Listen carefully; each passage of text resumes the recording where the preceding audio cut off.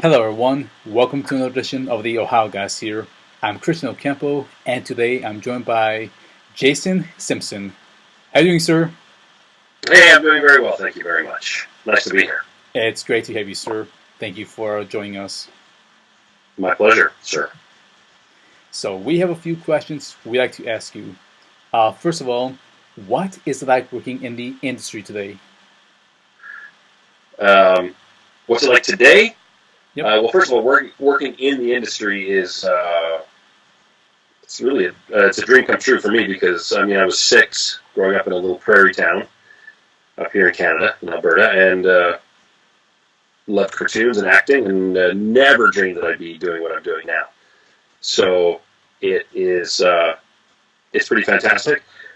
Today, the climate is it's still challenging. I've been doing this a long time, and you still you book some gigs, you lose some gigs, but reputations are built, and you start booking gigs on your talent, on your auditioning skills, but also people know you, and they'll start booking you for those sort of things. So it is a competitive market. Cartoons, animation will never stop. Video games, it's just part of the pop culture that we as a society love, and it's a great escape sometimes. So it's always going to be here, and I'm really happy to be a part of it. As much as it infuriates me sometimes, because I'm not as much. You lose a gig and you kind of kick yourself. But I've been very blessed, fortunate to work on some really cool projects. So I'm happy to be here.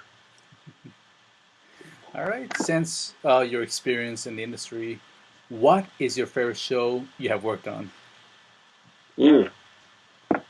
Um, my favorite, the favorite, my favorite series that I've worked on is, and this is no slight to any of the other series I've worked on.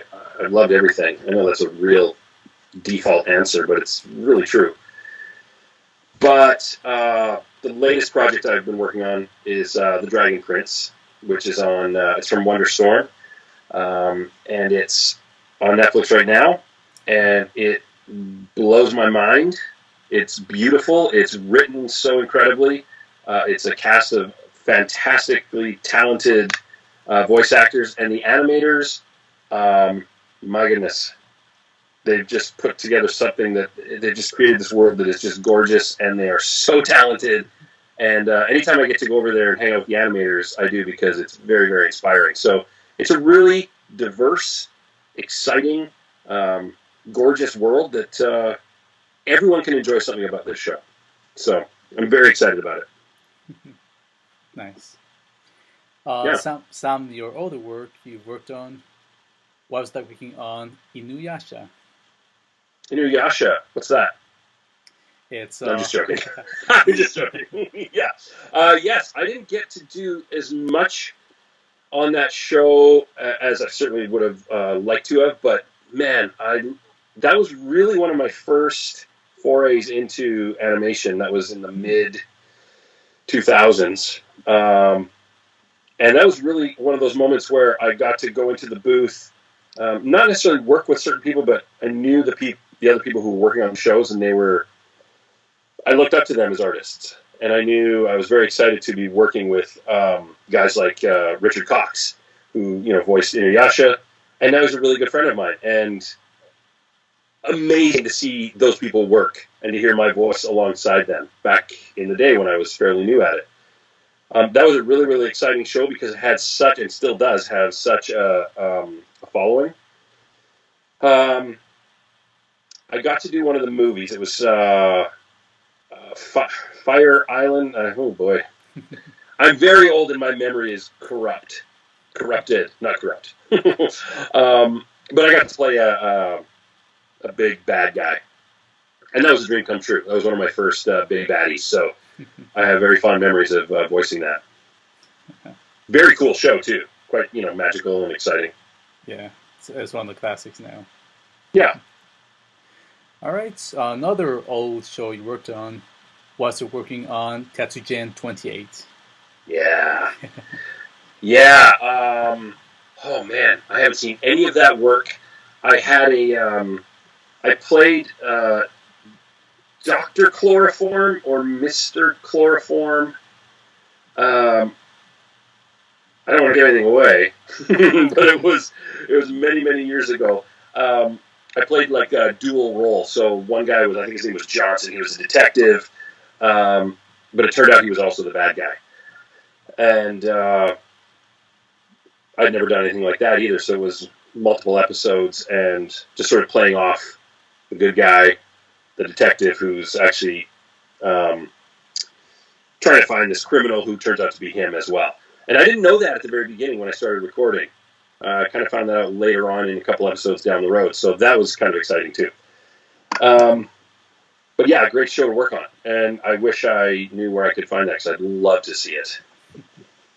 That was my first death too. Oh, okay. Goes up in a rocket into space and he's hanging on the outside of the rocket and kind of falls apart, gets burned up. And that was a lot of throat, bleeding, screaming. Oh, that was fun. Oh, I bet. I love that stuff, yeah. All right. So one that's sort of in the middle in terms of age, and another well-known show, Black Lagoon. What was you thinking on that show? That was my first. That was my first experience working on a show that was adult themed. So I got the sides for the audition, and there's a couple different characters I was playing, and it was sort of gritty, dark material, but I did not realize, it was fairly naive actually, that it got really murderous and treacherous, and there was language, and so it was really an animation made for adults. You don't want to show your children that. But it was also very gripping, and it was also there was some great stories in that as it went along. But I kind of realized, oh, here's the other side of the soft, fluffy, fun cartoons that I work on. So, you're a fan? You're a fan of Black Lagoon? Yes, I am. Yeah. Yeah, so you know what I'm saying. Yeah, oh, definitely. It's not for children. I'll say that. Yeah, it is not for children. Oh, one thing I will say, though, Black Lagoon, Inuyasha, of course, a number of other properties. I did those all at Ocean, and that helped me really ease me into that voiceover world of anime and ADR really easily because they're such great people to work with, the directors. So those were both done there, as well as a number of other shows. But man, you couldn't ask for better people to do that kind of work with because they know what they're doing and they're very creative and they really, in the set boundaries that you have as an ADR actor, they really let you. They really let you get loose. So it was fun. All right. Now some of the newer stuff. While you're working on Gintama. Oh, yeah. My character's name was Kondo, and he was called the Gorilla. And when I got the audition sides, it said something to the effect of they call him Gorilla because he likes to get naked, and he's hairy. Okay, it's one of those. Great. So then I saw some of the images. He's not terribly hairy. He's fairly hairless, but he does like to, from what I saw on the show, he does like to get naked. So, again, there's certain adult themes in this show because it gets really wacky. It's really serious sometimes, and it's a period piece a lot of the time. And then all of a sudden someone pulls out a cell phone. Or they're riding on scooters, and they're a scooter gang. So I played one of the main characters, but I also had the opportunity to play a multitude of other peripheral characters as well, which is always fantastic. I mean, you want to do more, you get paid. That's great, but just to be able to work your acting chops in one episode, just doing 3 or 4 or 5 different characters, that's a lot of fun. So ADR is really good for that. And a show like Gintama, there's so many different characters coming and going. Yeah. So there's always opportunity for that. And you've seen it, Mm-hmm. I assume. Yeah. Yeah. So it is so wacky and so fun and just really bizarre. It has one of the coolest scenes I've ever worked on. It was like an '80s rock video, screaming guitars, slow motion.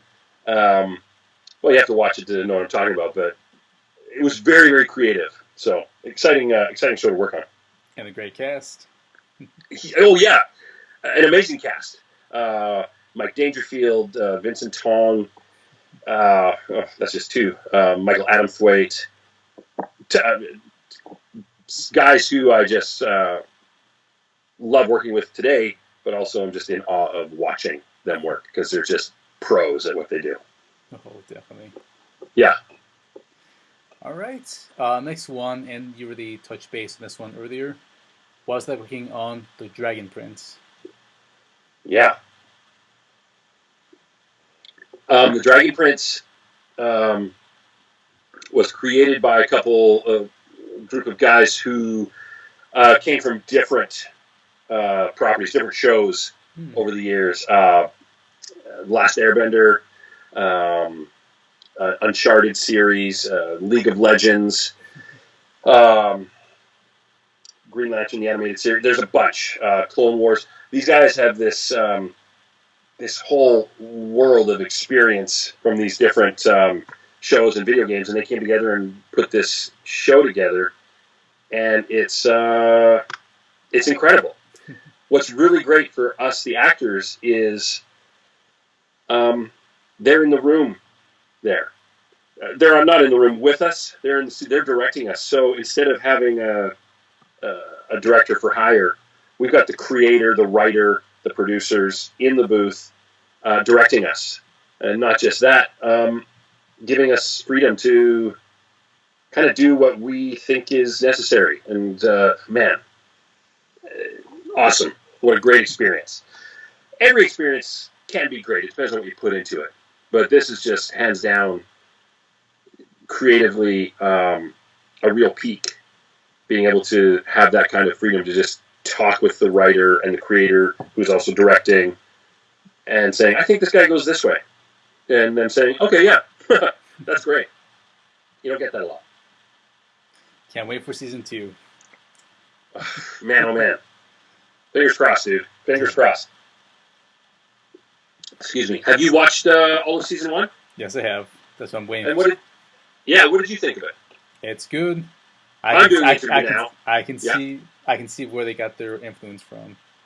Very colorful, very different story driven, but like it's not too cookie cutter as a medieval type of genre. It's going its own little direction, and that's what I appreciate about Dragon Prince. That's why. Who's your favorite character? For that one, I'm probably gonna go with the elf girl. I keep forgetting her name. Wrong answer. Why? Oh, wrong answer. Wrong answer. No, Raylan. Raylan's a crowd favorite. Yeah, people love her. She's a fan favorite.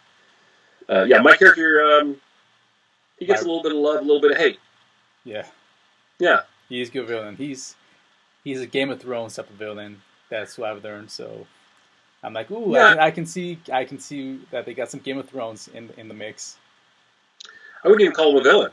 I'd say he's just a guy who has values and principles and wants to do what's right.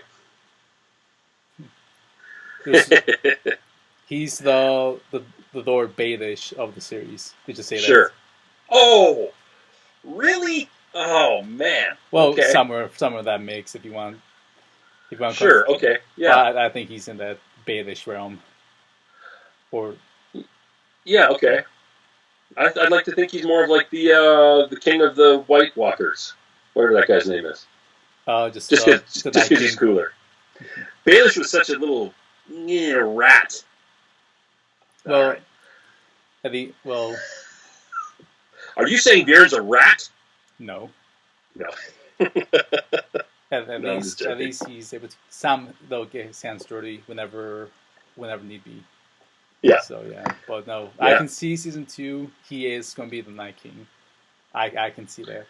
The Night King, that's it, yeah. Hey, he looks Yeah. apart now. He looks apart now. I like the sound of that. Oh, yeah, at the end with the, yeah. Yes. No spoilers. Well, we'll see. Yeah. We'll see, I don't know. We'll see. All right. No spoilers, yeah, I don't know, yeah. All right. Now it's time for our funny question that we like to ask everyone. Okay. If you could be any character you have played in real life, who will you be? And you can mix and match.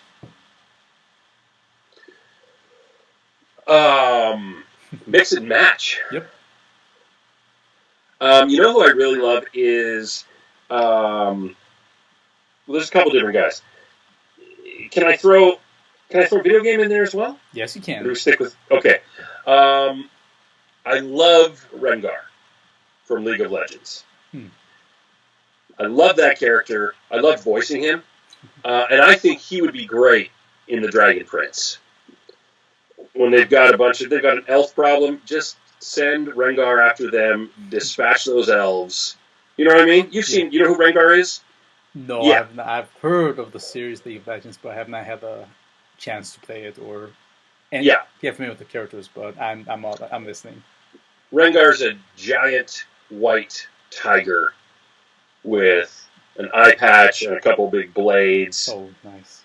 And he sneaks up on people, and he's got a very deep, he's got that sort of a fishing prize. And then he kills you, rips your head off. So, you wave a little elf shirt with some elf scent on it, and you send him out into the woods. He'll take care of those elves, no problem. But I also loved in a character named Somniferous in Asterix and Obelix, Mansions of the Gods. He's just sort of the hapless, dolty Roman centurion who just keeps getting beat up by the Gauls. And I love that so much because I grew up on Asterix and Obelix, the books, when I was a kid. And to play that character was kind of a dream come true because they did such a beautiful job. And I think he'd be nice in any show, just sort of the comic relief. Yeah, that's a good question. That's a lot of fun. Yep, that's why we ask. Yeah. All right. Is there anything else coming out that you can talk about, or anything you want to plug in at this time? Well, I mean, lots of people already know about the Dragon Prince, but I'm always trying to hype that because we would love to get a second season. It's doing very, very well. It's quite popular.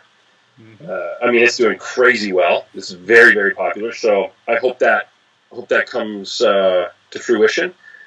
I've got a couple video games in the works. I can't really talk about them, but yeah, they're on their way. NHL 19 just came out. I do some voice work in that. So if you're a sports game kind of guy, check out NHL 19. Play the threes gameplay, and you'll get an earful of me. So that is a very fun game that I'm very proud of. So yeah, that came out last month, and I hope a lot of people play it because we'd love to do more. I mean, they're nonstop. Every year they've got one. Yeah. As far as shows go, yeah, I've got a couple shows coming out. I can't say what they are. Yep. But soon. And if you follow my socials medias, I usually am fairly current with what I'm working on when they come out. So. Yep. Speaking of social medias, Facebook, Twitter, Instagrams for the fans to keep an eye out for those shows. Sure. Yeah, I don't do I mean, I do Facebook, but not really. It's more private family stuff. But yeah, Twitter, @aboy Simpson. So @ @aboy Simpson, and Instagram, Simpstagrams. SIMPSTAGRAMS. Pretty much the same stuff that's on Twitter, but Twitter I get to beak off about stuff as well and talk people's ears off. Yeah. All right. Well, thank you for this interview, sir. We, the Ohio guys, appreciate your time doing this with us.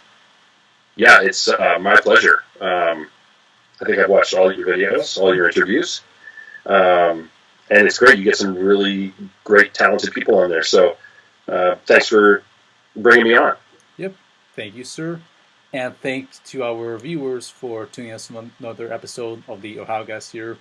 Thank you all. We'll be seeing you all next time. Bye now. See you later. Thank you.